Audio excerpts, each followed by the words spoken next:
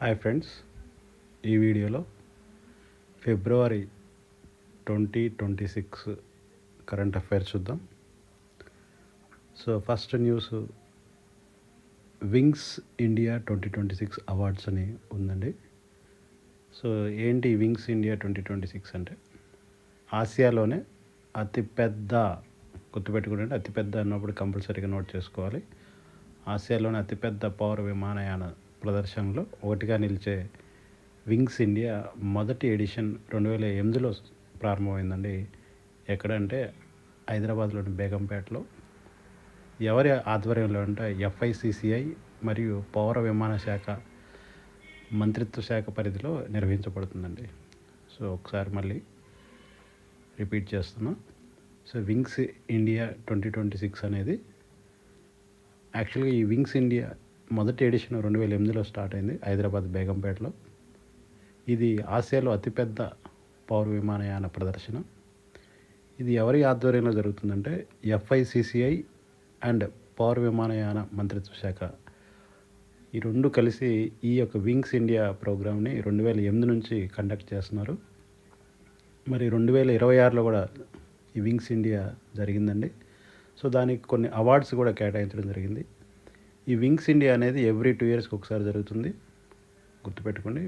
Wings India aviation show అనేది నీకు every 2 yearsకి ఒకసారి జరుగుతుంది. ఎక్కడ జరుగుతుందంటే బేగంపేటలో జరుగుతుంది. సో వింగ్స్ ఇండియా 2026 ప్రదర్శనలో భాగంగా కొన్ని అవార్డులు ప్రకటించారండి. సో అవార్డులు గుర్తుపెట్టుకోవాలి, important. Wings India 2026 awards: best airport of the year Indira Gandhi international airport, New Delhi. Best airport of the year Indira Gandhi international airport, న్యూఢిల్లీలో ఉందండి. Best state for aviation promotion చేస్తున్న best state Uttarakhand. Best state with a dedicated outlook for the aviation sector, Andhra Pradesh. So ఆంధ్రప్రదేశ్కి వచ్చిందండి award. So note చేసుకోండి, best state with a dedicated outlook for the aviation sector, Andhra Pradesh. So కొంచెం static చూస్తే మనం ప్రపంచవ్యాప్తంగా ఉత్తమ విమానాశ్రయం పేరు చాంగి, సింగపూర్ అండి ఇది. సో ఉత్తమ విమానాశ్రయం. మరియు ఇందిరాగాంధీ ఎయిర్పోర్ట్ కూడా ఉత్తమ విమానాశ్రయంగా గుర్తించబడింది, కాకపోతే అది 9వ స్థానంలో నిలిచింది. నెక్స్ట్, ఇంతకుముందు చెప్పాము మనం FICCI అంటే ఏంటో చూద్దాం ఇప్పుడు. Federation of Indian chamber of commerce industry. FICCI full form federation of Indian chambers of commerce industry. స్థాపన 1927లో జరిగిందండి ఇది. అలాగే కేంద్ర విమానయాన శాఖ మంత్రి రామ్మోహన్ నాయుడు. నెక్స్ట్, ప్రపంచంలో USA, చైనా తర్వాత 3వ అతిపెద్ద సివిల్ ఏవియేషన్ మార్కెట్ కలిగిన దేశంగా భారత్ అవతరించింది. సో ఇదండి ఫస్ట్ న్యూస్ మనకి. ఇక నెక్స్ట్ న్యూస్, తొలి ఆస్ట్రేలియన్ ఓపెన్ 2026 టైటిల్ గెలుచుకున్న Carlos Alcaraz. So first title గెలుచుకున్నారండి ఆస్ట్రేలియన్ ఓపెన్ 2026లో. ఫస్ట్ టైటిల్ గెలుచుకుంది Carlos Alcaraz. So 2026 Australia Open పురుషుల సింగిల్స్ టైటిల్ విజేతగా స్పెయిన్కు చెందిన కార్లోస్ అల్కరాజ్ సెర్బియా దేశానికి చెందిన నొవాక్ జోకోవిచ్పై విజయం సాధించారండి. సో ఇంపార్టెంట్ మనకి గుర్తుపెట్టుకోండి. సో ఆస్ట్రేలియన్ ఓపెన్ 2026 గెలుచుకుంది కార్లోస్ అల్కరాజ్.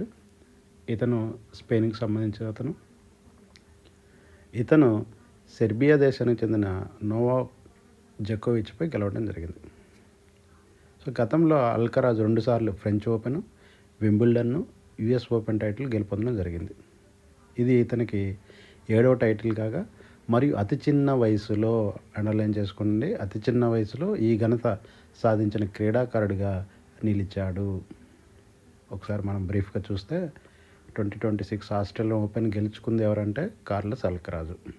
ఇతను ఎన్నోసారి గెలుచుకోవడం జరిగింది, ఇది ఫస్ట్ టైం గెలుచుకున్నారు కార్లోస్ అల్కరాజు. ఏ దేశానికి చెందిన అతను? స్పెయిన్ దేశానికి చెందిన అతను. ఎవరి మీద గెలిచారు? నోవాక్ జోకోవిచ్ మీద గెలిచారు. నోవాక్ జోకోవిచ్ ఏ దేశానికి చెందిన అతను? సెర్బియా దేశానికి చెందిన అతను. మరి ఈ కార్లోస్ అల్కరాజ్ ఇంతకుముందు ఏమన్నా గెలుచుకున్నాడా అంటే, ఇతను ఫ్రెంచ్ ఓపెన్ 2 సార్లు, Wimbledon open 2 times, US open 2 times గెలుచుకున్నాడు. ఆస్ట్రేలియా ఓపెన్ ఒక్కసారే గెలుచుకున్నారు, అది కూడా ఇప్పుడే జరిగింది. అంతేకాకుండా అతి చిన్న వయసులో ఆస్ట్రేలియా ఓపెన్ గెలుచుకున్న క్రీడాకారుడిగా ఘనత చెందాడు.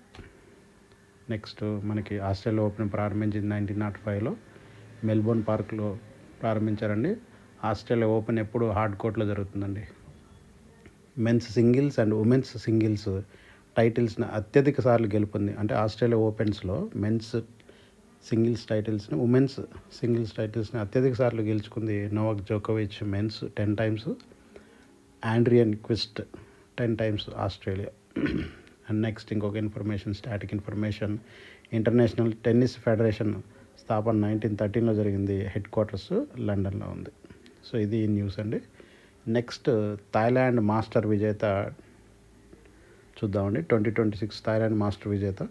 సో భారత యువ షట్లర్ దేవికా సెహగ్, గుర్తుపెట్టుకునే పేరు దేవికా సెహగ్, కెరీర్లో తొలి badminton world federation super 300 badminton title గెలుచుకుంది. ఓకేనా. ఆమె థాయిలాండ్ మాస్టర్ మహిళా సింగిల్స్ ఫైనల్లో మలేషియా దేశానికి చెందిన జన్వేయిపై గెలుపొందడం జరిగింది. గతంలో భారత నుండి ఈ ఘనత సాధించిన క్రీడాకారిణులు సైనా నెహ్వాల్ మరియు పివి సింధు. ఇప్పుడు సైనా నెహ్వాల్, పివి సింధుతో పాటుగా మనకి దేవికా సెహగ్ కూడా ఉన్నారండి. సో అట్లాగే మనం BWF స్థాపించింది 1934లో, ప్రధాన కార్యాలయం కోలాలంపూర్ మలేషియాలో ఉంది. All India badminton president Hemant Biswa Sharma. Next news అండి. గ్రెయిన్ ATMను ప్రారంభించిన బీహార్. సో ప్రజా పంపిణీ వ్యవస్థను, అంటే పబ్లిక్ డిస్ట్రిబ్యూషన్ సిస్టమ్ను అభివృద్ధి చేయాలనే లక్ష్యంతో బీహార్ ప్రభుత్వం పైలట్ ప్రాజెక్టులో భాగంగా 3 ధాన్య ATM, వాటికి పేరు అన్నపూర్ణ అని పెట్టారండి. ధాన్య ATM, వాటి పేరు అన్నపూర్ణ ఏర్పాటు చేయనుంది. ముఖ్య ఉద్దేశం ఏంటంటే, ఈ ధాన్య ATMకి ఉద్దేశం రేషన్ దుకాణాల వద్ద క్యూలో నిలబడే సమయాన్ని తగ్గించడానికి మరియు పంపిణీ వ్యవస్థలో లీకేజీలు, అవినీతిని అరికట్టడానికి.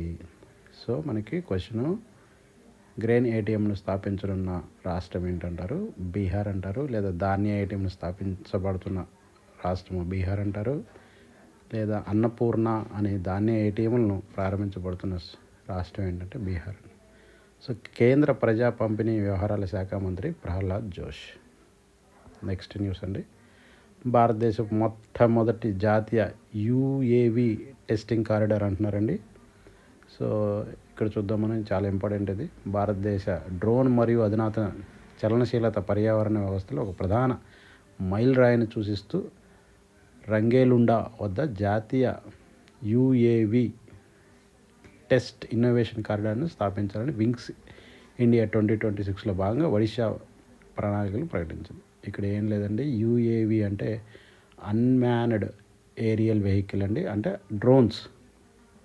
ఈ డ్రోన్స్ని పరీక్షించడానికి ఒక సపరేట్ గగనతలాన్ని కేటాయించడం జరుగుతుంది. ఆ సపరేట్ గగనతలాన్ని మనం కారిడార్స్గా చెప్తున్నాం. ఎందుకు సపరేట్ గగనతలం కావాలి అంటే, ఈ డ్రోన్స్ని టెస్ట్ చేస్తున్న సమయంలో ఎటువంటి పౌర విమానాలకి అడ్డంకు కలగకుండా ఉండటం కోసం సో ఒక సపరేట్ కారిడార్ని కేటాయించడం జరుగుతుంది. ఆ సపరేట్ కారిడార్ ఎక్కడ అంటే రంగేలుండా ఒడిశాలో ప్రాంతం అండి.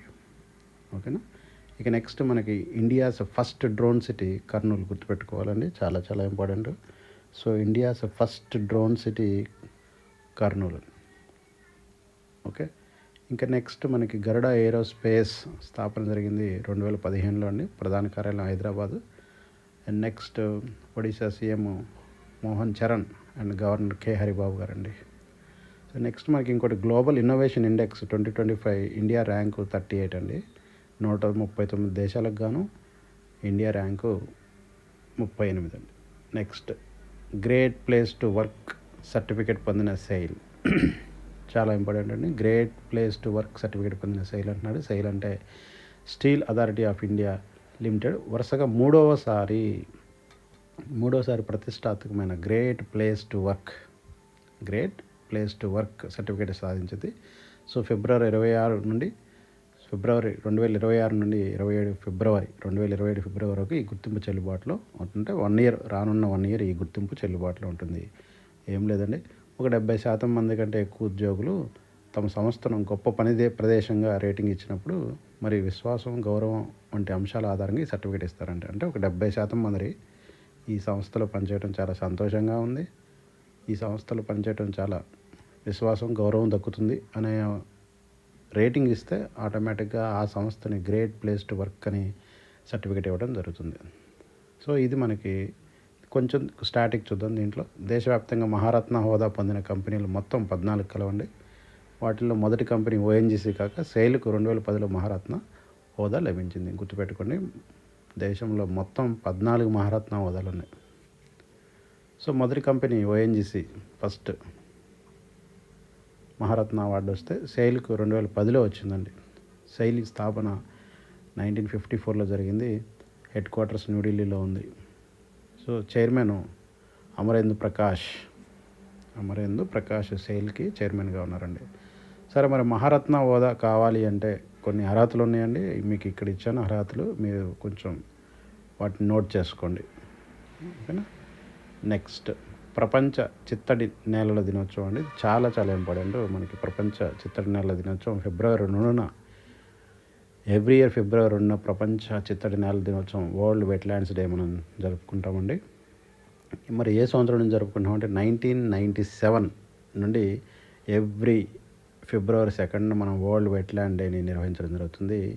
మరి మనకి 2026 ఫిబ్రవరి 2వ తారీఖు కూడా నిర్వహించడం జరిగింది వరల్డ్ వెట్లాండ్స్ డే. దానికి సంబంధించిన థీమ్ మనం చాలా గుర్తుపెట్టుకోవాలి. Wetlands and traditional knowledge celebrating cultural heritage, ఇది మనకి థీమ్ అండి. థీమ్ని యాజ్ ఇట్ ఈస్గా అలానే మీరు ఇంగ్లీష్లోనే నేర్చుకోవాలని ఉంటుంది. సో నెక్స్ట్ మనకి కొంచెం ఇన్ఫర్మేషన్ చూసుకుంటే ఈ వెట్లాండ్స్కి, సో ప్రపంచవ్యాప్తంగా అత్యధిక చిత్తడి నేలలు, వెట్లాండ్స్ని చిత్తడి నేలలు అంటున్నారండి, కలిగిన ప్రదేశాలు ప్రపంచవ్యాప్తంగా చూస్తే యునైటెడ్ కింగ్డమ్స్లో 175 ఉన్నాయండి, మెక్సికోలో అయితే 140, ఇండియా అయితే 98 ఉన్నాయండి.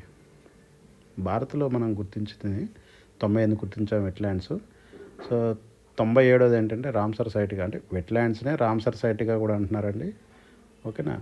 సో పాట్నాలోని బర్డ్ శాంచురీ ఉత్తరప్రదేశ్ని 97వ రామ్సర్ సైట్గాను, మరియు 98వ రామ్సర్ సైట్గాను చారీధండ్ గుజరాత్ ఇటీవల గుర్తించడం జరిగిందండి.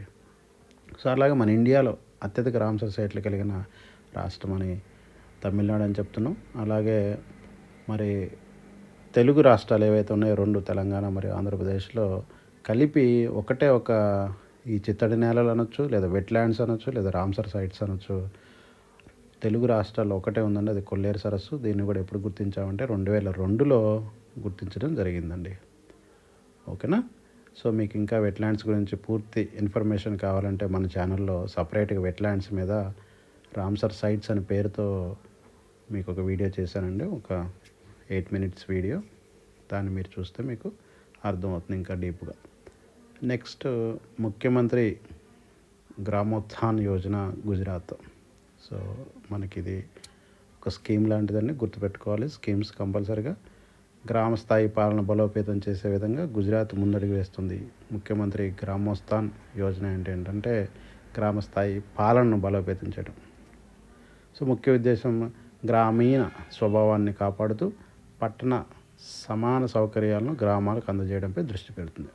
సో గ్రామీణ స్వభావాన్ని కాపాడాలంటే గ్రామాల్లో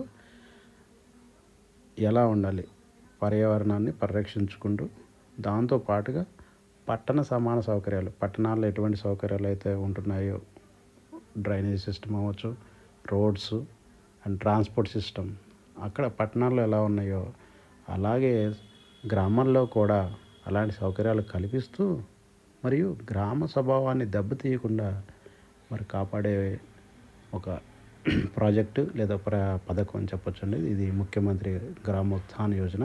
ఏ రాష్ట్రంలో ఉందంటే ఇది మనకి గుజరాత్ రాష్ట్రంలో అమలు చేయడం జరుగుతుంది. సో ఈ గుజరాత్ రాష్ట్రం ముఖ్యమంత్రిగా మనకి భూపేంద్ర పటేల్ గారు ఉన్నారు, గవర్నరు ఆచార్య దేవవ్రత్ గారు ఉన్నారండి. సో మనం దేశవ్యాప్తంగా గ్రామీణ ప్రాంతాలను అభివృద్ధి చేయటకు 2016లో భారత ప్రధాని మోదీ శ్యామ్ ప్రసాద్ ముఖర్జీ రూర్బన్ మిషన్ ప్రవేశపెట్టాడండి. ఇప్పుడు మనం మాట్లాడుకున్న పథకము ఏదైతే ఉందో గ్రామోత్థాన్ యోజన పథకము, సో గ్రామాల యొక్క స్ట్రక్చర్ని అలానే ఉంచి గ్రామాల్లో కూడా పట్టణానికి సంబంధించిన సౌకర్యాలు గ్రామాల్లో కల్పించడానికి ఇది గ్రామోత్థాన్ యోజన పథకం. అయితే 2016లోనే మనకి గ్రామాలను కొంచెం అభివృద్ధి చేయడం కోసం మనకు ఒక పథకాన్ని కేంద్ర ప్రభుత్వం లాంచ్ చేసింది 2016లోనే. ఆ పేరు ఏంటంటే Shyam Prasad Mukherjee rurban mission. Okay అండి. సో అట్లాగే 2011 జనాభా లెక్కల ప్రకారం అత్యల్ప గ్రామీణ జనాభా కలిగిన రాష్ట్రాలు ఉత్తరప్రదేశ్, సిక్కిం. అత్యధికంగా గ్రామీణ జనాభా ఉంది ఉత్తరప్రదేశ్, అత్యల్పంగా గ్రామీణ జనాభా ఉన్న రాష్ట్రము సిక్కిం. అట్లాగే ఇంకో బిట్ అండి, కేంద్ర గ్రామీణాభివృద్ధి శాఖ మంత్రి శివరాజ్ సింగ్ చౌహాన్. సో ఇవండి ఈ వీడియోలో కొంత మనం ఫిబ్రవరి రిలేటెడ్ కరెంట్ అఫైర్స్ మీకు అందుబాటులో ఉంచానండి. సో నా వీడియో కనుక మీకు నచ్చినట్లయితే please like, share and subscribe for more